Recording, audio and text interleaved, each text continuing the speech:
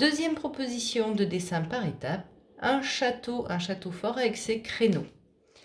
On va commencer par les 2 tours du château en noir. Pour ça, on va faire 2 traits verticaux assez hauts et on ferme avec un trait horizontal. On va laisser de l'espace et refaire une tour de la même taille, 2 traits verticaux, un trait horizontal. Étape 1 terminée. Je regarde sur ma deuxième étape, on me demande de faire un long trait sous les 2 tours et un trait un peu plus court qui va relier les 2 tours, les attacher ensemble. Donc je passe sous les tours, je fais mon premier trait horizontal et là, pas tout à fait en haut des tours, je fais un second trait horizontal pour les relier. Sur ce trait, c'est sur ce trait que je vais faire le donjon. Je fais 2 traits verticaux. Je ferme avec un trait horizontal, puis je vais faire un toit pointu. Pour ça, je monte penché comme si je faisais un H, stop.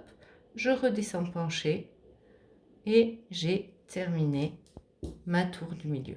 Ici, j'ai fait les murs, les 2 tours du château, le donjon. Je vais rajouter ce qu'on appelle les créneaux au-dessus des 2 tours. Donc, pour faire un créneau, je monte tout droit, petit trait couché, descends un petit peu, trait couché, trait debout en haut, couché, descends un peu, trait couché, remonte un peu, trait couché et je descends pour rattacher. Je fais pareil de l'autre côté, monte, trait couché, descends un peu, trait couché, monte, trait couché, descends un peu, trait couché, monte, et je redescends. Il y a aussi le drapeau. Pour faire le drapeau, c'est facile. Je fais un trait vertical, puis j'attache un rectangle. Donc un premier trait couché, un second, et je ferme avec un petit trait debout.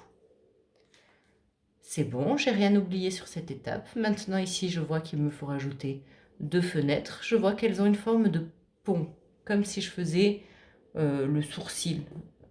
Donc là, je vais faire un premier trait couché.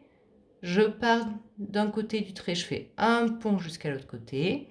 Au-dessus, encore un trait couché et un pont. Et je fais pareil de l'autre côté. Assez bas sur la tour, un trait couché. Je pars de la gauche, hop, un pont jusqu'à la droite.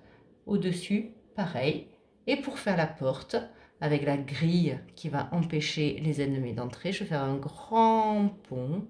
Puis je vais faire des traits verticaux du haut du pont jusqu'au sol, puis des traits horizontaux pour fermer ma grille, mon quadrillage. Et voilà, mon château est terminé.